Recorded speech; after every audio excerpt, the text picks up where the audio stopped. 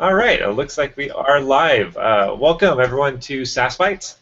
This is your weekly bite of Sass during your lunch break. Normally have a lower third, but I don't have it up today. You can follow us at Sass Bites on Twitter, as well as you can follow me at Micah Godbolt if you want to follow the crazy antics of the stuff I'm working on. This is kind of a special show for a couple of reasons. For one, this is episode number 52. Now, this isn't our year anniversary because I actually started August 1st. That's when the first one was. So I've taken a couple weeks off. But as you can tell, I've gotten to episode 52 in just a little over a year, and it's pretty exciting because I had no idea that there's this much stuff to talk about. And part of it makes it easier because we've had some great guests on, and we're continuing to do that in these weeks as we journey down the road to SassConf. At the end of this episode, I'm going to be giving away a coupon that you can use between now and 2 o'clock Pacific. That's 5 o'clock Eastern. You get $75 off a ticket. So stick around for that, and I'll give that coupon code away at the end. So this week, I'm excited to be able to introduce Smith Schwartz. Smith is a front-end developer at Say Media. She is a self-professed digital nomad, which I'm going to certainly be wanting to talk to her a bit about because that sounds exciting. And she's been spent the last 2 years traveling around the country, and she actually has a great blog, her and her husband, up about all the places she's been and pictures and stuff like that. So it's really kind of neat, just basically going from place to place and just working, and it just sounds like a pretty cool opportunity. But for the last year, she's been in San Francisco, living from there, and it's really exciting to have her on the show. So Smith, how's it going? It's good. How are you? I'm really good. The first question is Smith. Wow, that's so there's got to be a story behind the name. So it's actually my maiden name that I took as my first name when I got married. Oh, interesting. Yeah. So it seemed to fit me better than the name I had, which was kind of generic. My original name was Sarah, which I'm sure you know, like 400 people named Sarah. Since high school, that's kind of what everybody had called me, and so it just kind of made sense to go ahead and make it legal. So that's fun. Oh, so you went legal with it and everything. Yeah. That's pretty cool. Yeah. Yeah, high school seems to be the time when everyone just calls everyone by their last name. So exactly, yeah. Well, great, Smith. It's good to have you on the show. Now, at least now, when I say "Hey, Smith," it's more of like that, like calling to someone on a sports team, Smith. And yeah, because I'm pretty jockey, you know. Yeah, hey, that works. So let's dive into some Sass. You obviously have to use Sass at least a little bit if you come into to SassConf. How did you come to Sass? Like, how long have you been using it? What drew you to it, and how do you use it? What's your Sass story? So right now, I kind of own the Sass at Say Media, which is a pretty fun project. We power. We're a digital publishing company, so we have one code base that runs. As of today, we have 9 properties on and we change the design with one sheet of Sass variables. So it's actually a really interesting project to work on from a Sass perspective because we have to be really tight about how we write our styles. Welcome everyone to Sass Bites. Oh, you hear that? Yeah. Okay. All right. Yeah, you're going to stop that page, or you're going to keep getting an echo of everything.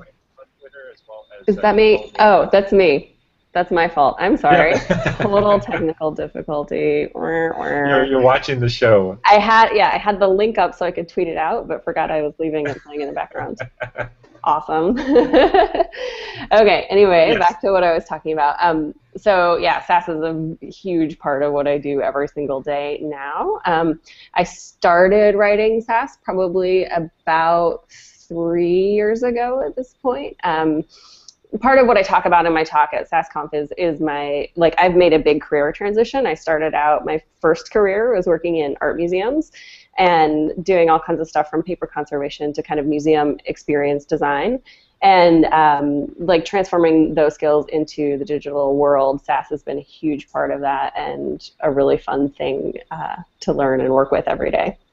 Nice. Yeah, that's a huge topic when you have a single code base running multiple sites and having to govern them all off variables. I mean, I'm sure that's a talk in itself that I know. Exactly. Yeah, and I think even like doing what we're doing now wouldn't be very, I mean, you could do it without a preprocessor, but it would be much more difficult. You'd probably need some like large mainframe system thing that like Yeah. basically preprocessed your entire site, but Right. a lot easier just with a little Ruby gem.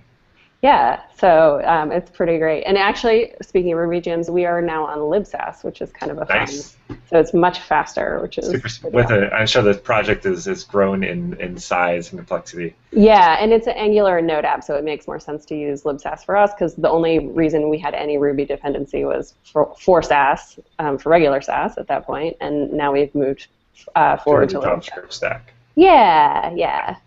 Now, I got to say, I'd be missing some of those Sass 3.3 and 3.4. Yeah, that is kind of sad, and it's always sad when the new release comes out and you're like, oh, these, this is so great, but we can't use it. But I do think that this is like the way to go moving forward. And I heard Chris Epstein give a talk not so long ago where he was like, I could spend a lot of time and make Ruby Sass 3 times faster, but libsass is 100 times faster. Mm-hmm.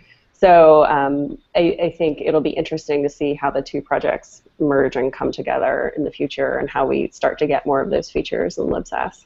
I certainly hope to see it too, because it'd be nice just to hit one npm command and get rocking.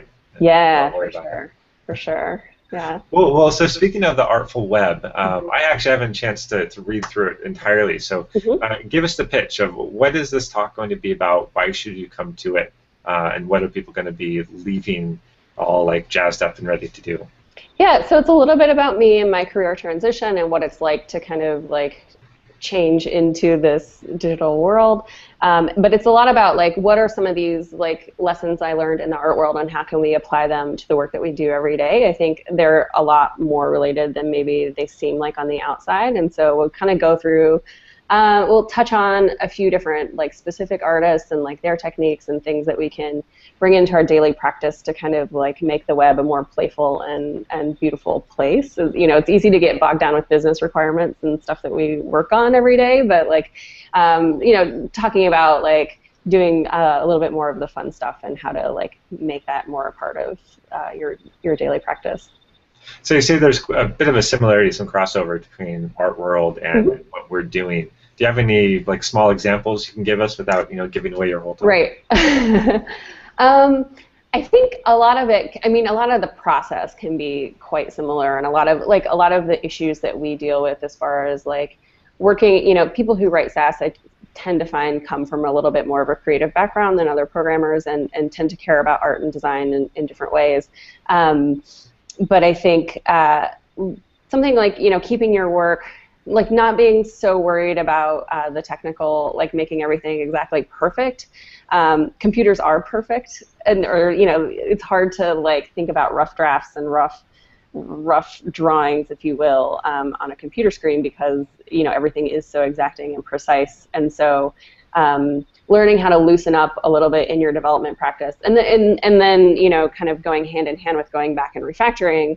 You kind of have to like be a little bit messy and get some of your work out there. That sometimes like just extracting it from yourself is more important than having like the coolest, most dry code ever. You know what I mean? Like, so like kind of like worrying less about that stuff in the beginning. Like there are times to focus in on that, and then there are times to pull back from that. And so it's like a little bit of that, artistic practice that we bring to writing code, which is kind of cool. And sometimes for us, writing code is like it's an expression. It's like an artful expression of what we're trying to create. And then you realize, all right, this could be done better. And then the analytical side of you comes out and like, okay, we can express this in a much more concise way. And then that's when you get on the refactor tractor and you drive that. Right, which is an important place to be and something we all need to be good at. But I think it's also important to kind of be messy and to live with your mess in order to like create something new and different and cool. That's pretty awesome. So that, do you know which day you're speaking? I think Thursday, if I recall. Yeah. I'd have to look at the website. Actually, I'm sure it's on the website. Yeah, speaking of website, for any of the viewers that are listening that have not checked out sassconf.com yet, new website is up. It is beautiful and gorgeous. Yeah, extremely cool. Really awesome. Scroll down a little bit. I love the little effect in the header there. And it was actually a fellow Phase 2 employee, Mason Wendell, that did the design and development for that. At least I think it was design and development. for that site. So really cool site. That's exciting to see them kind of get that up and pushed out. So so have you been to New York a couple times? I mean, I assume in your travels, that's probably a spot to hit. Yeah, for whatever reason, usually end up there about once or twice a year for different things. Have a lot of friends there. So yeah, I love New York. It's fun. It's always fun to go back. So what are you looking forward to most, just going out there and being in New York? Honestly, like I'm really looking forward to seeing a bunch of Sass friends, because the Sass community is so awesome and so embracing. And through all the different events, gotten to know so many people, and so it's always like a big kind of family reunion to see everybody and to meet a bunch of new people. And so, yeah, that's my favorite part. And all the talks look really awesome this year, so I'm excited to see all of those as well. Well, you stole my answer for the second question I was going to ask. But like New York City as a whole, I'm just curious what, like, going to the park or going to museums or going to some food. I mean, what about New York City excites you? New York City. I mean, it's one of the greatest cities in the world, and so it's always, the energy you get from being there is always so great. Say Media has an office there, so I'll be working there for a couple of days before the conference. So I'm actually going to be there for about a week, which is going to be really fun. So yeah, I'll get to do a lot of eating and shopping and like hanging out, and yeah, it's of course like such a great time of year too to be in New York, where it's like not the hot summer and not yet too cold, so it's going to be pretty awesome. Just right in the middle. Yeah. Well, it sounds like it's going to be a great time, and I'm again super sad that I'm going to miss it this year, but hopefully next year. Yeah. Well, you kind of brought Sass to you, didn't you? Exactly. If I don't get to go see the speakers, I'll just invite them all on the show. That's really smart. I hadn't even thought about it that way. That's perfect. Yeah. Do that with all the conferences, and then you never have to go anywhere, which is kind of. The organizers might get mad when I start having them come on and give their talks. Right. Yeah. So awesome. Well, Smith, I really appreciate you coming on the show this week. We got a little bit of a late start because of a meeting that went long. But it was great to get a chance to meet you, and hopefully, are you going to be out at CSS DevConf by any chance? I will not, no. I know, that was one I wanted to make it to, but it just didn't work out for me this year. Yeah, it was kind of they're like a week apart or something. Yeah, so it was like a lot of travel back and forth. Yeah, and that was kind of me too. It's like I got a chance to speak at CSS DevConf, and I was like, 2 things in 1 month is just kind of right. Yeah, so. But 2 really great events. So. Yeah, hopefully in the future. I'll hoping to get out to a couple more this next year as our 3-month-old gets a little older, a little bit more. Oh yeah. Not quite as needy. So hopefully we get a chance to run into it pretty soon. So again, thanks for coming in on the show. Of course, anytime.